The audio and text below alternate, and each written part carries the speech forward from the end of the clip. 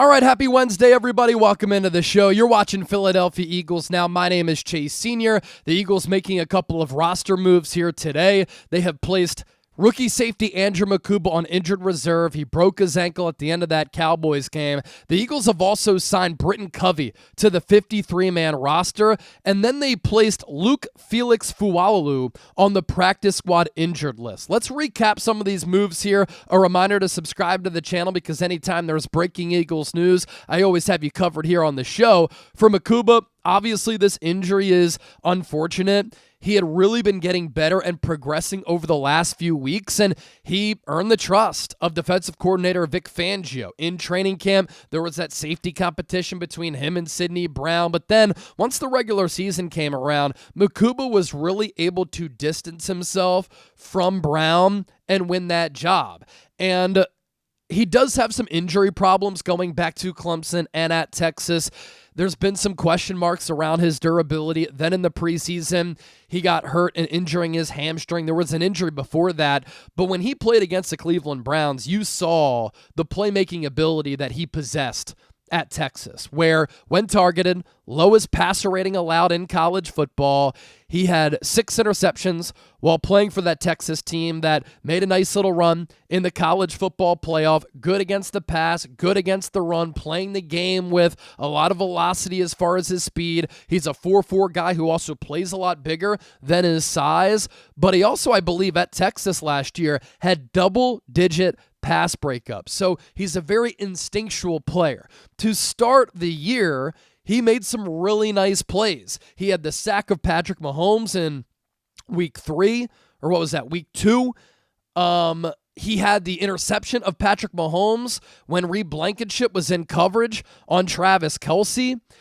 And there were also some bad plays, like the long touchdown that he gave up against the Tampa Bay Buccaneers. But then he had that pick against the Minnesota Vikings. With a rookie, it's going to be a little bit of a mixed bag, but you're seeing a player who can end up being a really good player for this Eagles defense. So to lose him, it's unfortunate because as a rookie, we started to see fewer mistakes and him becoming a much more consistent player. And Vic Fangio doesn't take any BS. Vic Fangio is very hard on some of these young players. When you impress him, to me, that's really telling. And Mukuba was really impressing Fangio. And so who's going to take the place of Mukuba? Sidney Brown, who's more of that thumper safety. He's going to get some more playing time. Michael Carter will as well.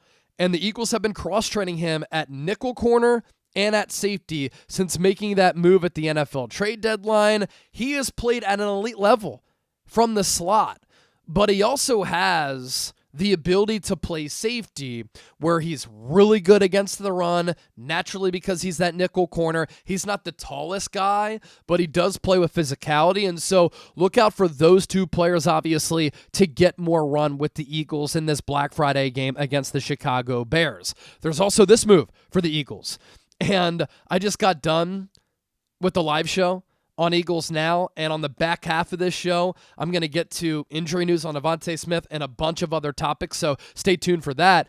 But I had said during the live show, it's time to elevate Britain Covey, and it's time to at least have him on the active game day roster, because Xavier Gipson is not it as a returner, had that costly fumble on Sunday against Dallas, where he should have never fielded that punt. I mean, he caught it at the 2 and then fumbled. That was another momentum-changing play in the game when everything was unraveling for the Eagles. And Britain Covey's been on the practice squad all year.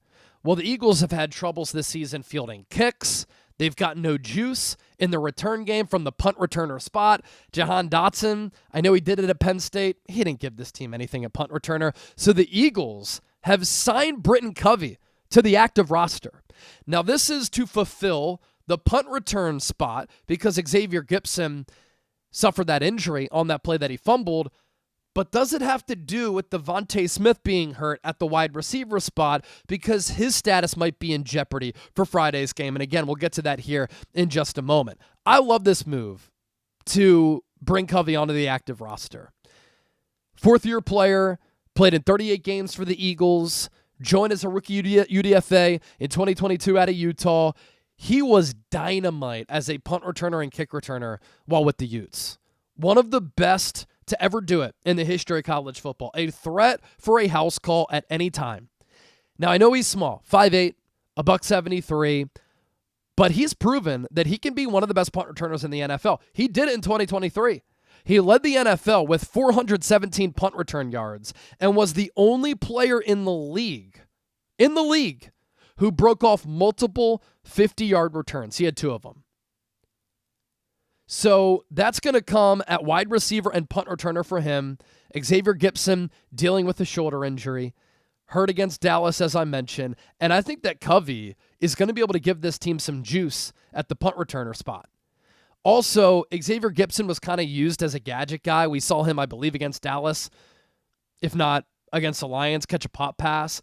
More so used as a motion guy like Andrew Smith was a lot of times last year. But expect to see Covey in that role, and kind of had an indication this was coming because he changed his jersey number back to 18, which is what he wore in 2022 and in 2023. And then the Eagles International Practice Squad exemption. Tackle Luke Felix Fualalu, put on the practice squad injured reserve with an undisclosed injury, 6'7", 318 pounds. Signed with the Seahawks as a rookie UDFA out of Hawaii after the 2025 NFL Draft. Eagles signed him to the practice squad as the team's international exemption in late August. He was born in Brisbane, Australia. G'day, mate. Played in 45 games over the course of his college career at Utah, or Uraw? Is that a typo? Utah and Hawaii. Eagles have it written as Uraw. I think it's Utah. R is next to the T on the keyboard. Eagles now have 2 open spots on the practice squad, although one of them must be filled by an international player. So those are the Eagles roster moves. Coming up next, just got done with the live show. Did a couple of segments within that live show. And one of the segments talking about this really important DeVonta Smith injury. And we're getting into that right now, so stay tuned. It's coming up next here on Eagles Now. All right, welcome into Philadelphia Eagles Now. Chase Senior here with you, and as always, no matter where you are, how you're tuned in, thank you so much for making today's show a part of your day. It is Thanksgiving Eve. Hopefully everybody out there is getting set to have a fantastic holiday, and hopefully you have somewhere to go, either with friends or family members. And for the Philadelphia Eagles, they won't be playing during the Thanksgiving slate, but a huge game awaits on Black Friday against the Chicago Bears. We're going to be live for that game, by the way, for another watch party as we go live for every single Eagles game right here on the show. So that's a reminder to hit that subscribe button, but also hit that bell icon. Turn on your notifications. Therefore, anytime we go live, anytime we publish a video, you will be notified. We're closing in on another fantastic milestone here as far as our subscriber count here on the show. So if you want to be a part of a fantastic Eagles community and you want Eagles shows every single day year round that are insightful, smart, informative, thought-provoking, entertaining, where you have a voice, join the movement today. So the Thanksgiving slate tomorrow, I'm actually really excited to see some of these Thanksgiving games, and some of them have big implications inside the NFC, and obviously that impacts this playoff race for the Philadelphia Eagles. And so 1 p.m. Eastern game is that classic NFC North game between the Green Bay Packers and the Detroit Lions. Every year, Detroit playing on Thanksgiving, and for me growing up, it was always kind of brutal watching the Lions on Thanksgiving. But over the last couple of years under Dan Campbell, general manager Brad Holmes, they've built a really solid foundation, really good culture, and a good football team. And inside the NFC North, that division is very tight. Chicago Bears currently lead it. They're the 3 seed in the NFC. But then after Chicago, it's really Green Bay and Detroit vying to have a chance to win this division, but also for a wild card spot. Right now, Green Bay, with that tie, they are the number 6 seed among the 7 playoff teams. And right now, the Lions are on the outside looking in of that NFC playoff picture. So a huge game there. And then 4:30 p.m. Eastern on CBS. I can't wait for this game, and I'll be watching every single play. The Kansas City Chiefs coming off a huge win in overtime over the Indianapolis Colts, travel to take on the Dallas Cowboys. The Cowboys coming off back-to-back wins off the bye week. They first beat the Las Vegas Raiders, and last week, as we know, I'm still annoyed and pissed off about it. They come back from 21-0 and dropped 24 unanswered points to pull off the upset and shock the Philadelphia Eagles. And Dallas, with those back-to-back wins, they still have a chance to make the playoffs. And if the Eagles go on a collapse, Dallas perhaps could end up making a run at the NFC East. I don't think it happens, but with this new defense for Dallas, with the acquisition of Kenny Clark, who they got back in that Micah Parsons trade, trading for Quinnen Williams on the day of the NFL trade deadline, and pairing those two defensive tackles alongside Osa Odighizuwa, the Cowboys have been rolling with this 5-man front and this 3 defensive tackle front that caused a lot of problems for the Eagles. Obviously, Landon Dickerson had said, we didn't really plan for that, and it caught us off guard. And the Cowboys fortifying their defensive line has made the rest of their defense so much better. So I want to see how Dallas goes up against Kansas City, both of these teams in desperation territory. And I want to see if Dallas can stop Patrick Mahomes or if Patrick Mahomes can put it on the Cowboys. And then at 8:20 p.m. Eastern, to round out the Thanksgiving slate, it's the Cincinnati Bengals on the road against the Baltimore Ravens. The Bengals still not out of it. Joe Burrow going to come back. The Ravens have been streaking as they've gotten healthier, and so that too is a big game inside the AFC North. As for the Eagles, playing on Black Friday, 3 p.m. Eastern is the kickoff on Prime Video. It's going to be available in 200-plus countries nationwide. And this is a huge game for the Birds. It's a huge game for the Bears as well. The Bears are one of the hottest teams in football, and they're kind of like the Eagles before they entered this borderline dynastic run, where they're a young team. They're learning how to win. They're very fun to watch. They have a fun energy about them, and they're coming to Lincoln Financial Field feeling confident, looking to take down the defending Super Bowl champions. That's kind of what the Eagles were prior to the 2022 season, in the lead up to that 2017 season. And so this Bears team with the new coaching regime and a lot of new players kind of reminds me of the 2016 Eagles and the 2021 Eagles before those teams made it to the Super Bowl, and in the case of 2017 for Philadelphia, won a Super Bowl. And we have some big-time Eagles injury news going into this Bears game to touch on, which just dropped just moments ago on this Wednesday, November 26th. The Eagles releasing their injury report. These players did not participate in practice today. Xavier Gipson, shoulder. I think that Britain Covey should replace him at that punt returner spot. I don't know what he was doing, feeling that punt from the 2, and then he fumbled. Just an awful decision by him. And producer Chip was giving me some numbers yesterday. Xavier Gipson has fumbled the ball a lot in his NFL career. So that has been a consistent problem for him. And one thing with Britain Covey, he ended up turning into one of the most productive punt returners in the National Football League, and a pretty good weapon for the Eagles as far as flipping the field, but securing the football at that punt return spot. So I would put him back there. He did change his number back to 18. Maybe that's a sign that he's going to be elevated from the practice squad to the active game day roster. But with Xavier Gipson most likely out, he was just in a sling earlier this week. I think Covey could be elevated from the taxi club to be the primary punt returner against Chicago, and I would like that move. Lane Johnson, of course, still out with the foot injury. Andrew Mukuba, ankle. He's likely to go on injured reserve because he fractured his ankle late in the game against the Dallas Cowboys on Sunday. And then this one is huge.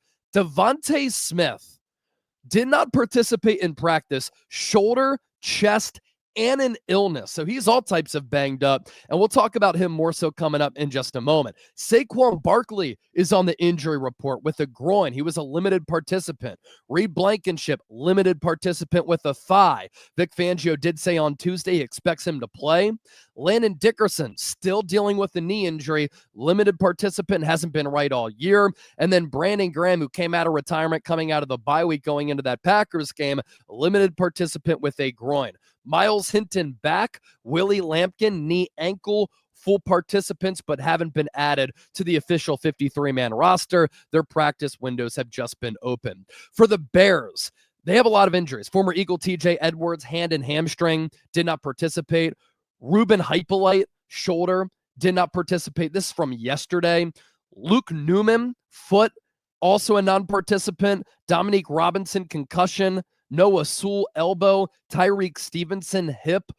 All DNPs. These players, full participants for Chicago: Theo Benedict quad, Kyler Gordon calf, Travis Homer hamstring and knee, Jalen Johnson groin, and then Kyle Monangai, who's been a really good running back as a rookie, knee, a full participant.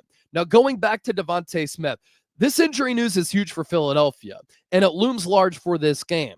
There has not been a player for the Eagles this season who has played in a game for the Eagles this season when missing the first two practices of the week.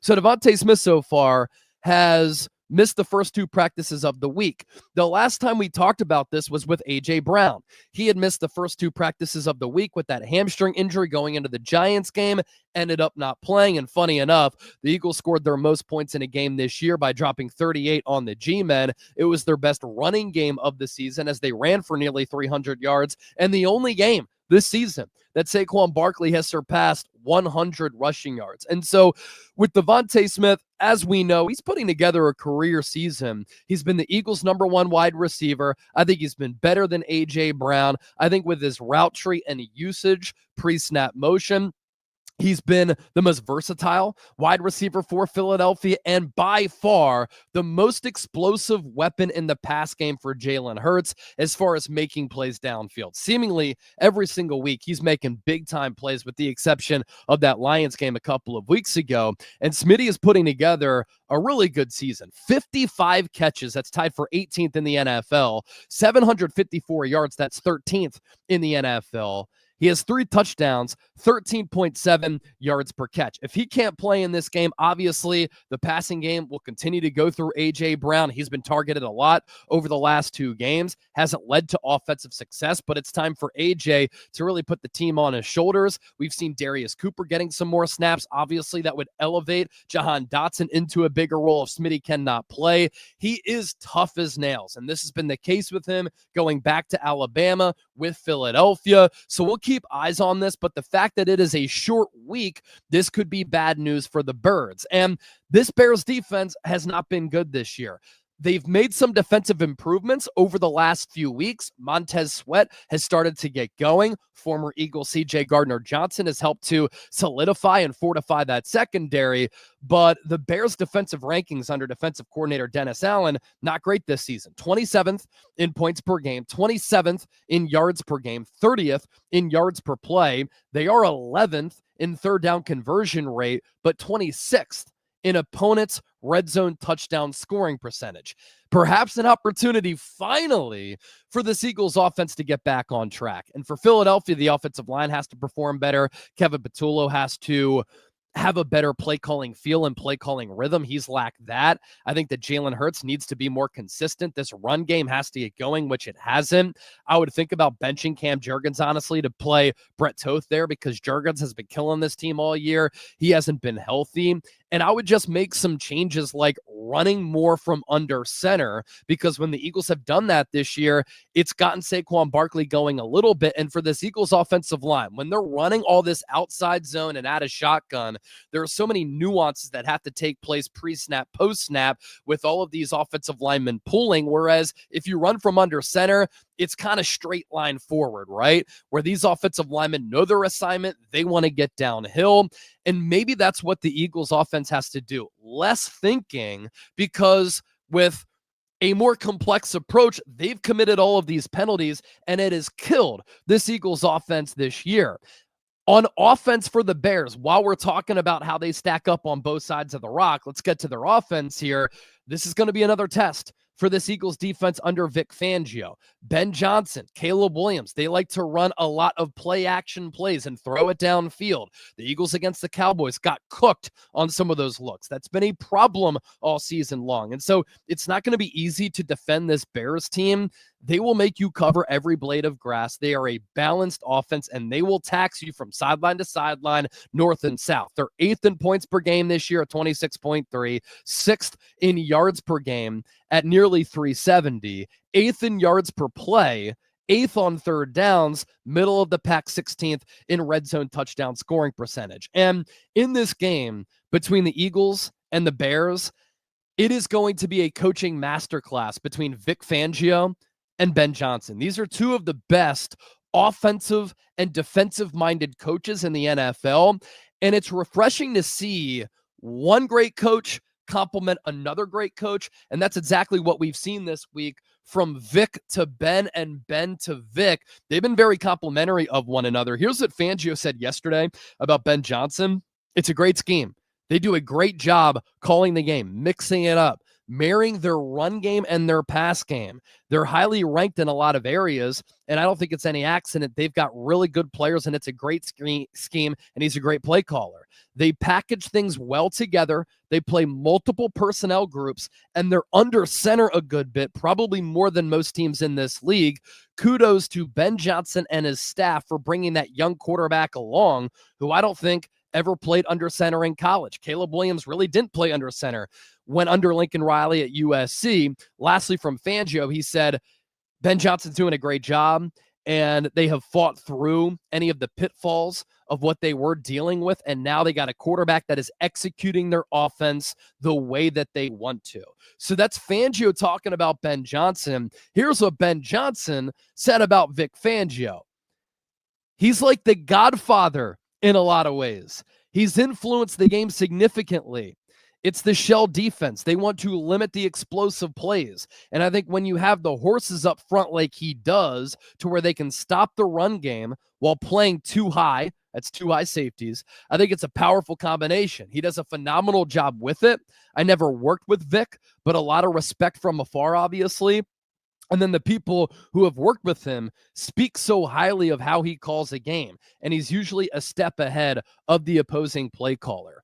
All season long, I've been talking about how Kevin Patullo lacks play calling feel, play calling rhythm, and with that, situational awareness as far as some play calls. And I do think that Kevin Patullo's players have let him down.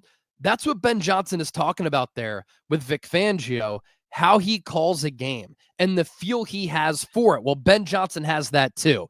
And I know that Fangio's defense shut down the Lions back 2 weeks ago, holding them to only 9 points. Highly impressive defensive performance from Philadelphia, and they were all over Jared Goff.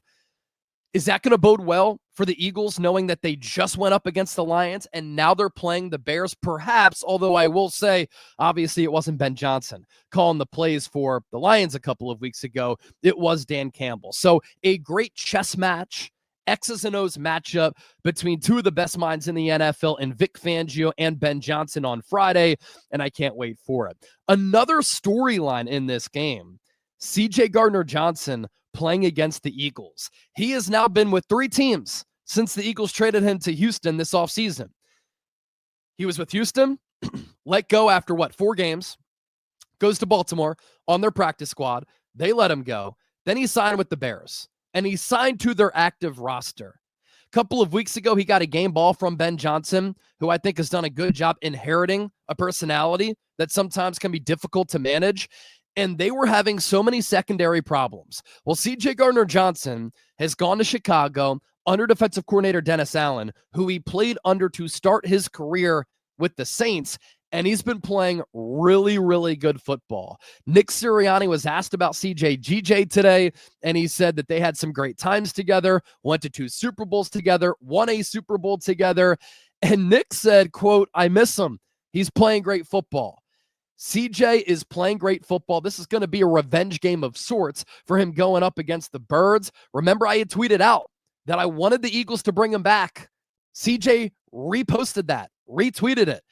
I was in contact with him, and I think that he wanted to come back to the Eagles, but the Eagles did not bring him in. And now Sidney Brown is going to start most likely alongside Reed Blankenship on Friday. And the Eagles had multiple opportunities to bring CD back. I know the defense hasn't been the problem, but with some of the issues that the Eagles have been having, wouldn't it be nice to have a guy like CD, a leader like that, who takes no shit from anybody, who has swagger and confidence and ball hawking ability? Wouldn't you like to have a player like that on the field against the Cowboys? Or shoot, maybe starting in this game after the Mukuba injury? It's a bummer, but he's going to be fired up to play his former team. Some more interesting numbers here too. The Chicago Bears, 8-3, number 3 seed in the NFC. Rams 1, Eagles 2.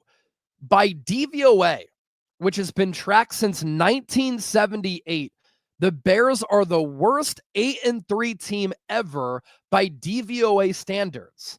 And yesterday on the show, I talked about their -6 point differential. I think they're the third team in the history of the NFL to have a -6 point differential and win 8 games after 11 weeks in the history of the NFL. But some context is important here. With the Bears currently sitting at -6, obviously it doesn't look good. But if you take out the week 2 blowout loss to Detroit, they would be sitting at +21 on the year. So it's one of those stats that kind of sounds worse than it actually is. I will say, though, we've nicknamed at Chat Sports the Bears the Cardiac Bears. They are 6-1 in one-score games, and they have won all these crazy games that have come down to the wire, as we've seen with Philadelphia of late, as we've seen with Kansas City this year, with Washington last year to this year. That is not sustainable, and sometimes it can put a Band-Aid on some actual problems. And maybe that's why the Eagles are 7-point favorites in this game, because Vegas knows that the Bears are a little bit fluky, and this could serve as a get-right game for Philadelphia. I want you to predict the score for me down in the comment section right now. Eagles, Bears, Friday afternoon, Lincoln Financial Field in South Philly. Let me know right now what you're thinking.